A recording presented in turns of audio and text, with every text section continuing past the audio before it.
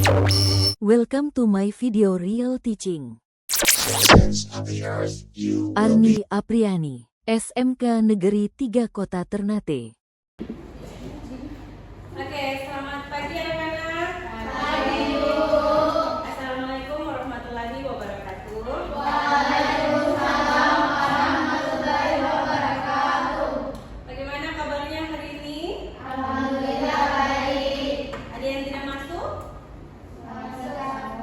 Masuk semua. Ya. Kalau yang berarti lengkap ya. Oke, hari ini Ibu mau mengajarkan kalian tentang materi baru. Materi baru itu coding dan kecerdasan artifisial. Nah, materi ini adalah merupakan materi mata pelajaran pilihan untuk kalian di kelas 10. Kalian sudah pernah dengar coding dan kecerdasan artifisial belum? Belum.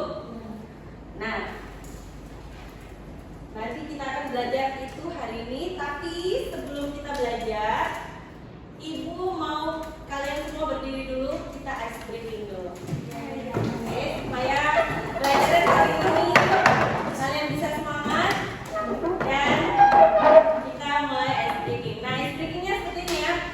Tepuk-tepuk tangan dulu. Itu terus nanti ketika angkanya dia keluar, kalian tanda tepuk tangan terus angkat jari sesuai angka yang ada di depannya. Oke, kita latihan dulu ya.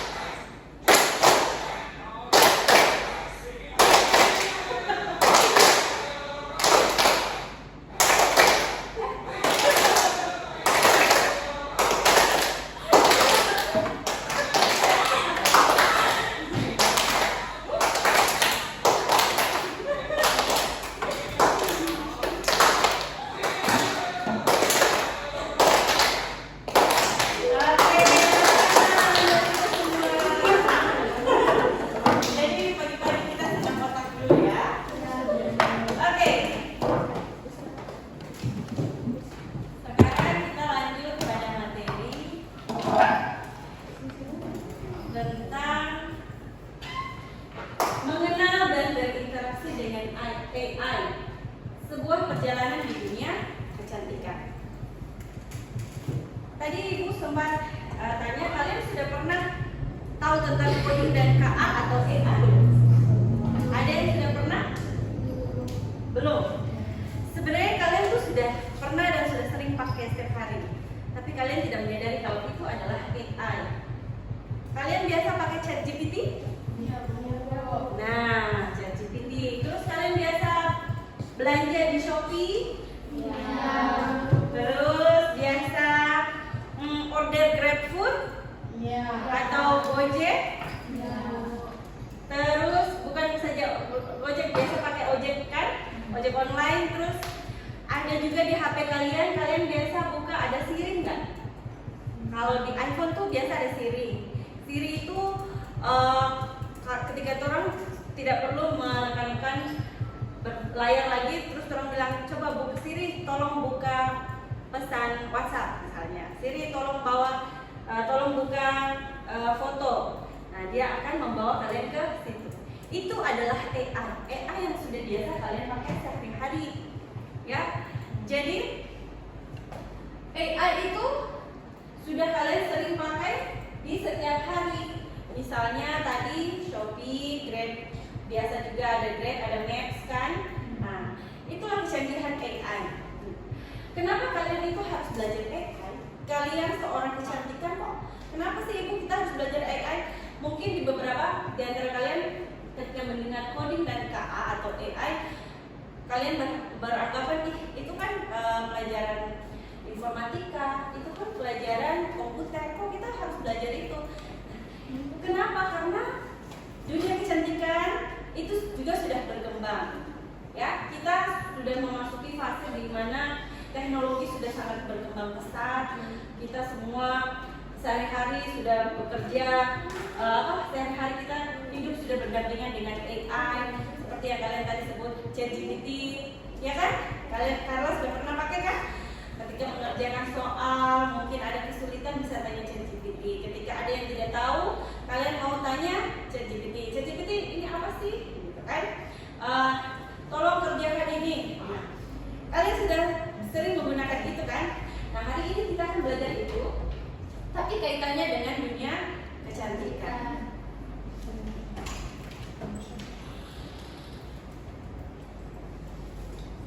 Oke, tujuan pembelajaran. Jadi mengenal AI di dunia kecantikan.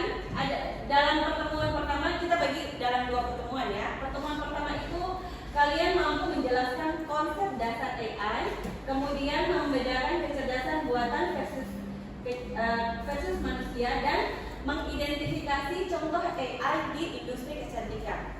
Kemudian yang pertemuan kedua nanti, di pertemuan berikutnya kalian akan belajar tentang bagaimana kalian mampu mengidentifikasi berbagai jenis platform AI dan mempraktikkan cara berinteraksi atau prompting untuk menghasilkan ide-ide kreatif terkait di dunia kecantikan. Oke, nah sekarang kita masih lanjut di pertemuan pertama dulu. Sebentar, Ibu akan bagikan kalian kelompok. Ini adalah ini kelompok 1. Yang 3 orang ini kelompok 1, yang sana kelompok 2, dan yang ini kelompok 3. Nanti kita akan mengerjakan aktivitas sesuai dengan tugas kelompok. Oke?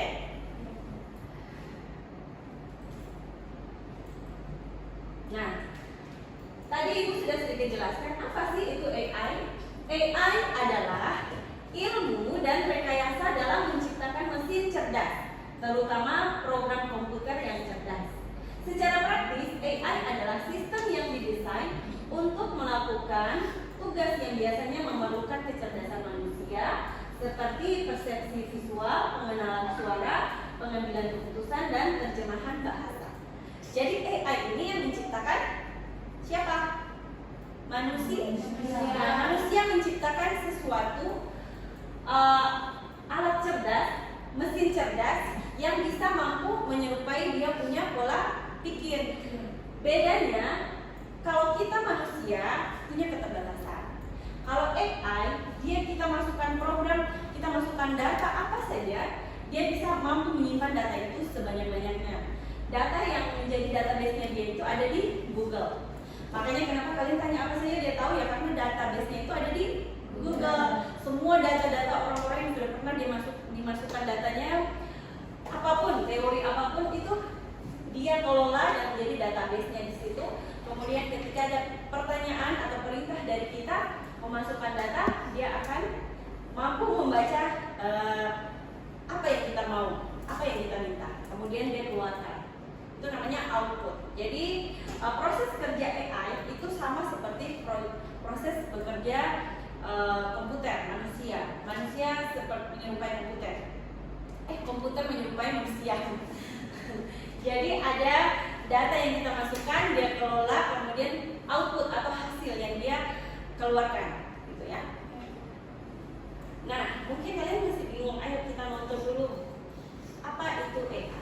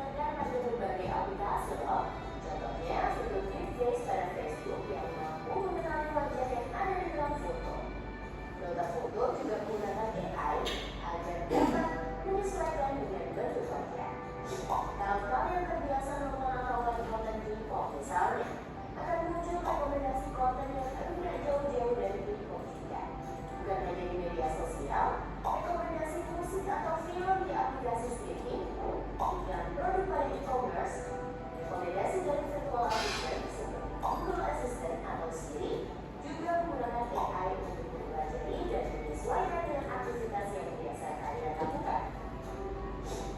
AI juga ada pada Google Maps untuk menganalisis rute yang paling cepat dan perkiraan waktu yang dibutuhkan.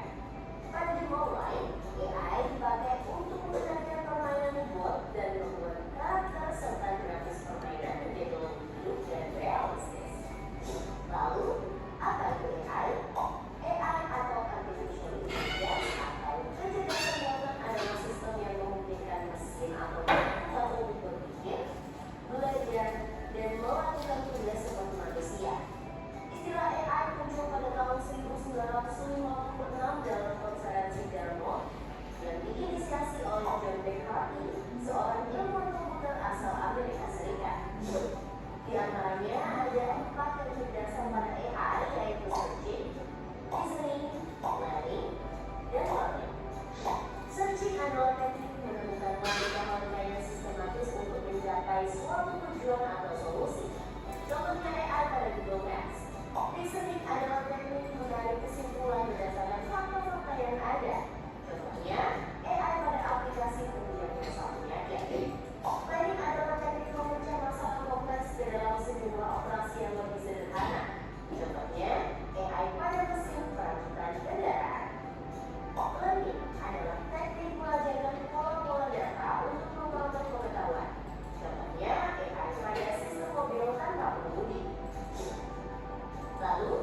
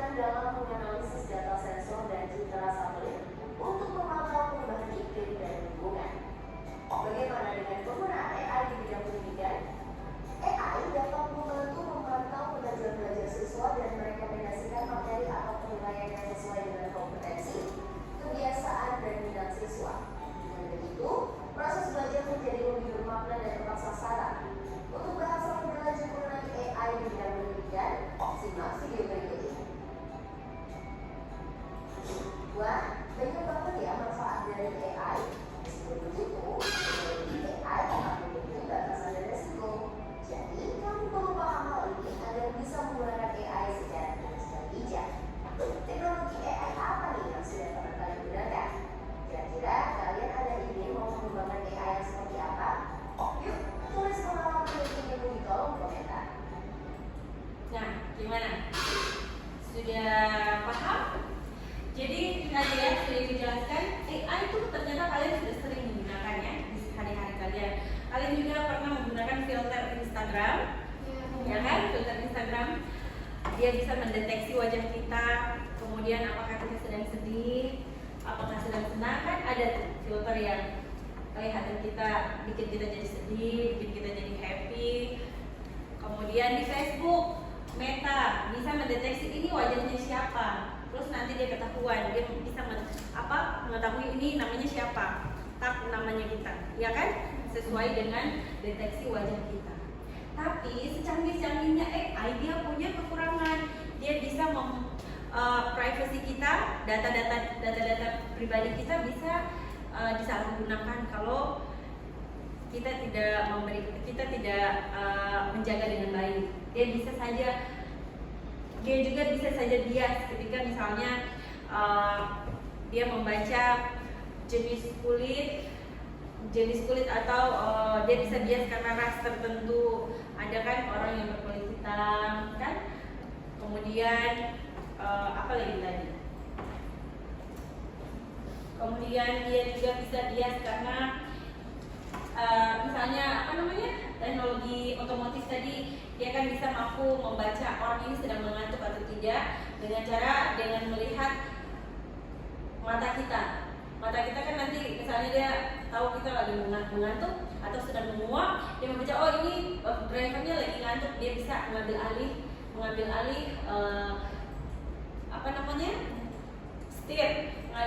alih setir untuk dia yang merendahkan laju mobil. Itu ada di Jerman itu sudah seperti itu. Ketika ada pengemudinya mengantuk, dia bisa baca, dia kendalikan sendiri setirnya. Akhirnya dia menepi, kemudian dia berjalan dengan perlahan. Tapi bisa bias itu nyambungnya di mana? Karena misalnya orang Cina kan matanya sipit, dia bisa saja membaca oh ini pengendalinya sedang mengantuk, tapi ternyata tidak, karena matanya sipit, kelopak matanya tidak terbuka kan, akhirnya bisa saja bias seperti itu, ya.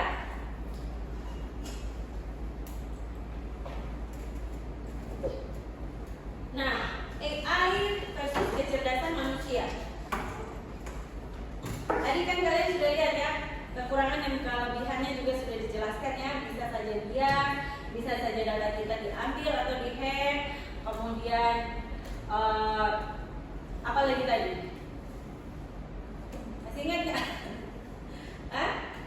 Bisa saja tidak sesuai lah ya, bisa terjadi kesalahan.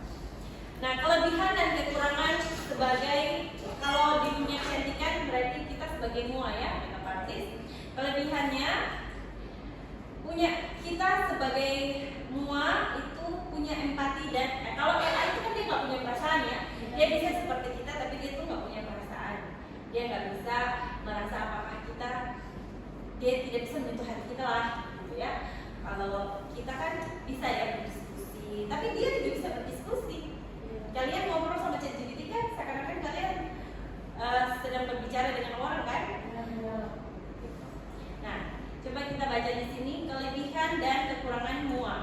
Kelebihannya punya empati dan bisa merasakan emosi klien.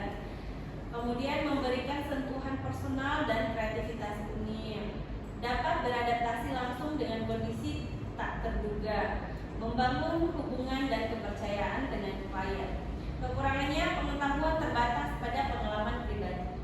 Bisa berpengaruh oleh bias atau tren subjektif. Nah, ini kelebihan dan kekurangan mua kita sebagai mua manusia ya. Karena tadi kan kalian sudah nonton video kekurangan sebagai manusia, sebagai kekurangan manusia dan kekurangan AI, kelebihan manusia dan kelebihan AI. Nah, ini lebih sempit lagi di dunia kecantikan ya.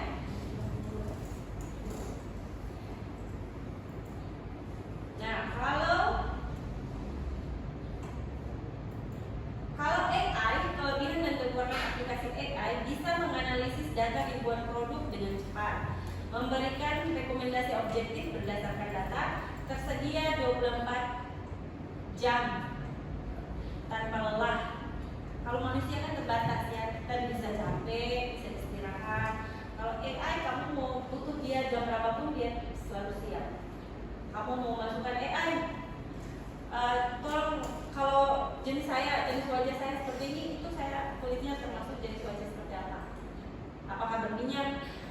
dia bertanya, kamu ketika mencuci wajah apa yang kamu rasakan? Nah itu dia sedang melakukan analisis. Tapi dia tuh kekurangan dia tidak bisa meraba, ya kan? Dia tidak bisa meraba kulit kita. Kalau kita manusia, kita bisa.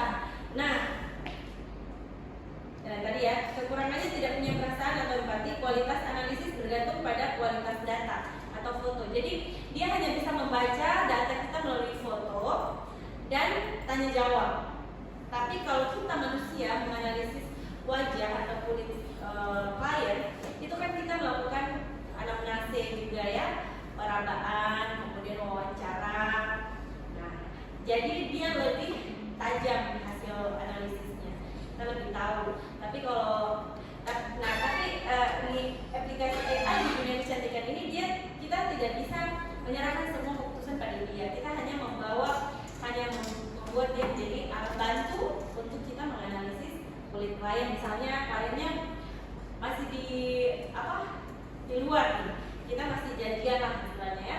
Kita masih janjian, dia mau menganalisis, dia mau melakukan perawatan di kita, kan kita bisa bikin chatbot untuk menganalisis klien ini dia mau perawatan apa yang sepertinya kira-kira dia butuh, ya seperti itu.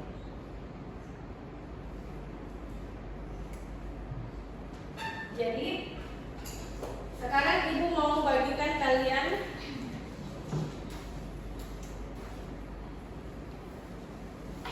LKPD. Ini kelompok berapa ya? 3 ya. Ini kelompok 1. Nanti kalian diskusi bersama kelompok. Kalian. Dan setelah itu kalian presentasi. Jadi kalian nanti cari, itu kan tadi kalian sudah lihat di video ya, contoh-contoh AI di keseharian kita. Kalian cari AI di dunia kecantikan. Kalian bisa menggunakan ChatGPT, Gemini untuk mencari tahu. Ibu biasanya lebih senang dengan Gemini karena Gemini sekarang sudah bisa kalian pakai untuk apa saja, mau bikin gambar, mau bikin video. Tapi kalau video itu harus berbayar. Nah, itu lembar kerjanya. Silakan kalian diskusi. Bisa gunakan komputer untuk mencari tahu apa alat-alat itu AI.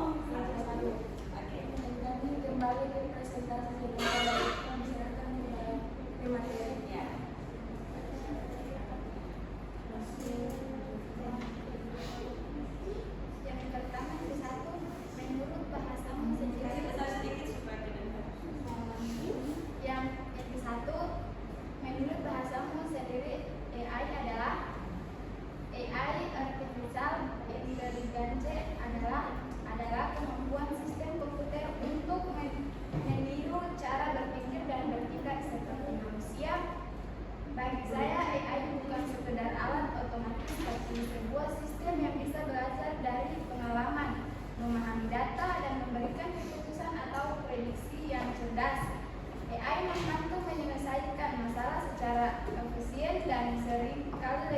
dari manusia. Dan yang kedua, sebutkan 3 kata kunci yang paling menggambarkan AI menurutmu. 1. Kecerdasan, 2. Pembelajaran, 3. Otomatisasi. Ya.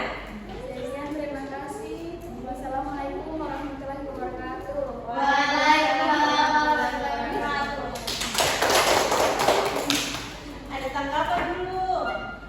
Ada tanggapan dari teman-teman? Tidak. Nanti kalau maju presentasi selesai itu kasih tanggapan ya. Apakah ada tanggapan dari teman-teman? Ya. Oke, selanjutnya kelompok 2. Kelompok MUA versus aplikasi AI. Ayo, perkenalkan namanya. Assalamualaikum warahmatullahi wabarakatuh. Waalaikumsalam warahmatullahi wabarakatuh. Perkenalkan, nama saya Rizky Johar. Perkenalkan, nama saya Kendra Faisal. Kami dari kelompok 2 MUA versus aplikasi AI. Ya. Dan teman kalian siapa lagi? Sebutkan namanya. Dia Delia Permaswati. Ya. Lanjut. Kami akan Kami akan mempresentasikan hasil kerja kelompok kami. Kelebihan MUA profesional. 1. Mempunyai empati dan bisa merasakan emosi klien. 2. Bisa menyesuaikan saran sesuai kondisi nyata kulit klien secara langsung. 3. Memberikan sentuhan personal dan komunikasi yang membuat klien lebih nyaman. Sedangkan kelebihan aplikasi AI atau kecerdasan buatan adalah 1. Bisa menganalisis data ribuan produk dengan cepat. 2. Memberikan rekomendasi berdasarkan data ilmiah dan tren terbaru. 3. Konsisten dalam memberikan hasil analisis tanpa terpengaruh emosi. Kekurangan dari MUA profesional atau kecerdasan manusia adalah pengetahuan terbatas pada pengalaman pribadi. 2. Bisa subjektif atau bisa sesuai referensi pribadi. Sedangkan kekurangan dari aplikasi AI adalah 1. Tidak mempunyai perasaan atau empati. 2. Rekomendasi bisa kurang tepat bila data lengkap atau input keliru. ya. Ada tanggapan dari teman-teman? Tidak, sudah jelas ya. Jadi itulah kelebihan MUA dan aplikasi. Ya. Kita tepuk tangan dulu untuk kemudian. Sekian dari presentasi kami. Assalamualaikum warahmatullahi wabarakatuh. Waalaikumsalam warahmatullahi wabarakatuh. Oke, untuk selanjutnya kelompok AI ini duniaku. Assalamualaikum warahmatullahi wabarakatuh. Waalaikumsalam warahmatullahi wabarakatuh. Kami dari kelompok 3 ingin mempresentasikan aktivitas AI di dunia aku. Dengan nama kelompok, ya dengan saya Putri Marwa, saya Kawanin Farnain, terus Sagira Kekatan. Ya. Selanjutnya Teman saya karena sedangkan teman tersebut. Jadi nama teknologi atau aplikasi yaitu yang kalian pilih. Yang kalian pilih apa? Skin Advisor dari L'Oreal, Skin Advisor dari L'Oreal. Morikes AI. Oke.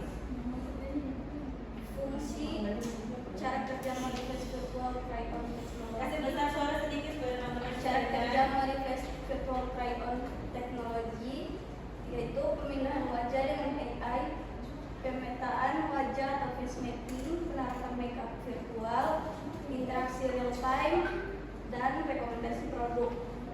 2. Apa fungsinya? Fungsi Skin Advisor adalah teknologi kecerdasan buatan yang bisa menganalisis kondisi kulit seorang hanya dari foto selfie. AI ini akan mendeteksi kelembapan, noda hitam, warna kulit, hingga rekomendasi produk bisa membantumu sebagai peneliti profesional, yaitu membantu menganalisis kulit klien dengan cepat dan akurat tanpa alat laboratorium, memberikan rekomendasi produk perawatan atau riasan yang sesuai dengan kebutuhan kulit, menghemat waktu konsultasi karena hasil analisis ditampilkan secara instan, meningkatkan kepercayaan rekomendasi berbasis data dan teknologi. Ya, mantap. Berarti apa tadi namanya? Skin advisor. Skin advisor bisa membantu kamu untuk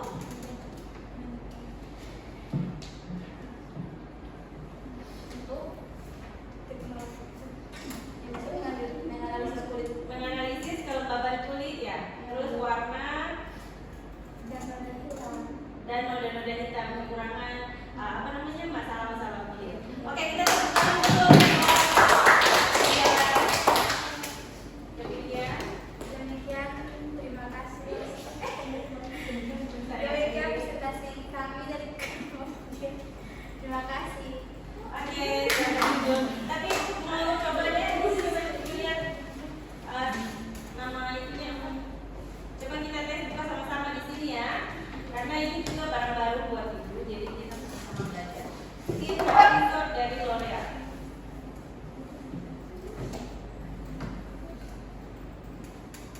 Ini ya, ini ya. Yang mana?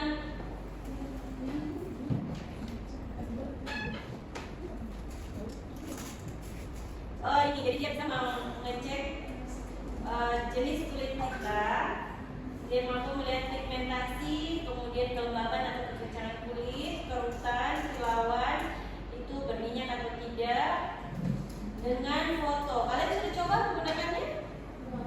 Kelompok 3 membandingkan selfie teknologi analisis kulit yang akurat dan inklusif. Dengan sekali foto saja langsung bisa mengetahui orang punya jenis kulit, terus produk apa yang harus kita pakai. Dia mampu membuat rekomendasi rangkaian perawatan. Tes ya, bisa anak-anak nanti coba ya. Coba ibu mau tes. Ini gimana nih pakainya?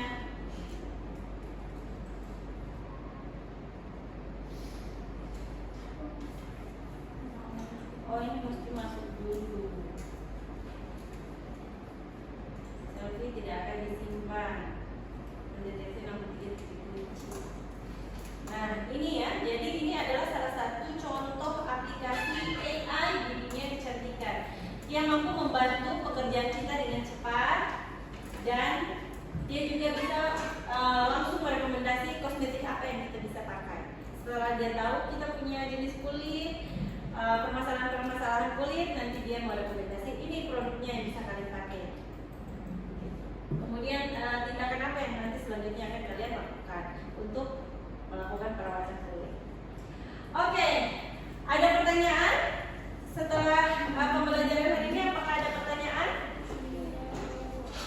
Sudah paham ya? Jelas ya? Nah, sekarang sebelum kita akhiri, ibu mau kita bermain kuis untuk mengetahui seberapa besar kalian sudah memahami pembelajaran hari ini. Kalian siapkan HP masing-masing, nanti ibu akan kirim dia punya kode link. Siapa yang akan dapat juara 1, juara 2, dan juara 3? Nanti ibu kasih hadiah. Hadiah juara 1 dapat beng-beng 2. Juara 2 dapat beng-beng 1, juara 3 dapat kue. Oke? Oke, Bu. Nah. Oke, mulai ya. Bismillahirrahmanirrahim.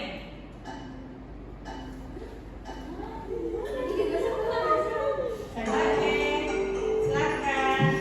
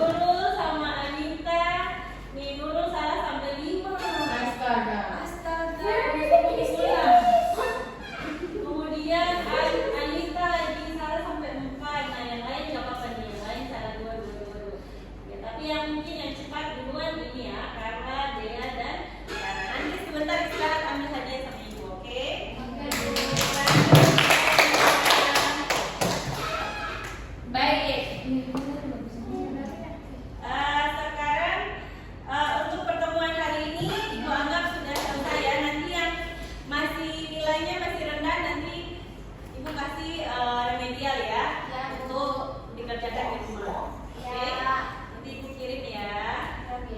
Nah, selanjutnya nanti di pertemuan berikut kita akan belajar tentang apa? Kita akan menjelajahi alat atau AI di dunia kecantikan. Bagaimana apa itu image generation, kemudian content creation, dan chatbot. Nanti kalian akan belajar menggunakan ini. Tadi kan kalian baru mencari kan, mencari aplikasi AI kan. Nah, besok kalian bisa menggunakan ini, mengoperasikannya. Ya? Nah, sampai sini ada pertanyaan lagi? Nah, oke, karena sudah tidak ada, jadi Ibu akan akhiri pertemuan hari ini. Nanti sampai jumpa di pertemuan minggu depan. Demikian pembelajaran hari ini tentang AI di dunia kecantikan. Ibu akhiri. Wassalamualaikum warahmatullahi wabarakatuh. Waalaikumsalam warahmatullahi wabarakatuh. Terima kasih.